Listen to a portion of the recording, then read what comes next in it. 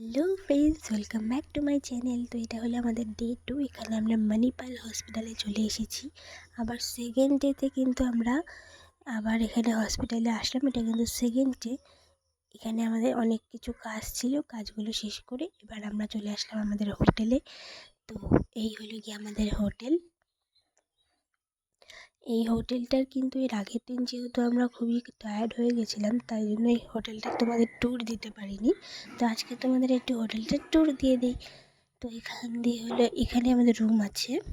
এই যে এটা আমাদের রুম হয়। এখান দিয়ে একটু আছে জায়গা, আর এখান দিয়ে হচ্ছে এক জায়গায় বারান্দা টাইপের আছে।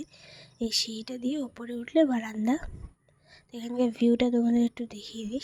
তেমন কিছু ভিউ নেই, বাট তাও এখান থেকে মণিপাল হসপিটালটা দেখা যায়। ঠিক আছে, এখান থেকে একদমই কাছে। তো এই হলো এখানকার ভিউ। নিচে অনেক দোকানও আছে, খাবার দোকানও আছে, সামনে মণিপাল হসপিটালও আছে, আর সামনে হচ্ছে মেইন রোডও আছে। একটা বড় গাছ দেখা যাচ্ছে এখান দিয়ে। মোটামুটি ভালোই জায়গাটা। তো চলো এবার আমরা যাই সামনের দিকে। এখানে আবার সিঁড়ি দিয়ে তোমরা আরও ওপরের দিকে উঠতে পারবে। তো আমরা বিকালবেলাও কিন্তু এখন ঘুরতে বেরিয়েছিলাম কিছুটা। আর আমরা যখন বেরোলাম তখন দেখি এত জোরে হাওয়া উঠেছে, বৃষ্টিও কিন্তু হবে। এবার আমরা একটা কিন্তু মন্দিরে এসেছি। এই মন্দিরটা একটা বজরংবলীরও মূর্তি আছে। এখানে আমি একটু ঘন্টা বাজিয়ে দিলাম। এবার আমরা একটা নেক্সট মন্দিরে গেলাম। কিন্তু এখানে আসার পর এত জোরে বৃষ্টি নেমেছে, বাইরে দাঁড়াও তোমাদের দেখাই। এই হলো কি বৃষ্টি, এত জোরে বৃষ্টি নেমেছে, আর কোথায় যাব। তবে বৃষ্টি যখন একটু হালকা হালকা থামলো, তারপরে আমরা একটা চকলেট শপে গেছিলাম। এখান থেকে কিন্তু আমি চকলেট বেছে নিচ্ছি। এখানে প্রচুর ধরনের চকলেট আছে, বিভিন্ন দেশের আছে, যেমন আমেরিকা, অস্ট্রেলিয়া, জাপান, কোরিয়া, বিভিন্ন দেশের এরকম চকলেট আছে। ঠিক আছে, এখানে প্রচুর ধরনের চকলেট আছে। তো তোমাদের একটু ট্যুর দিয়ে দিই চকলেটের।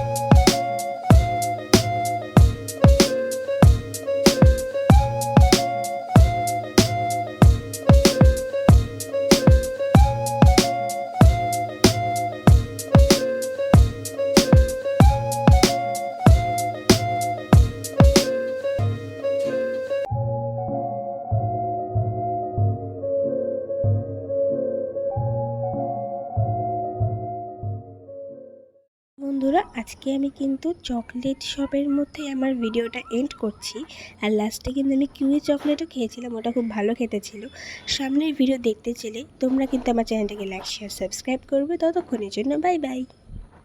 তোমরা আমার ভেবে না আমার গলাটা এরকম কেন হলো, কারণ আমার খুব জোর সর্দি লেগেছে।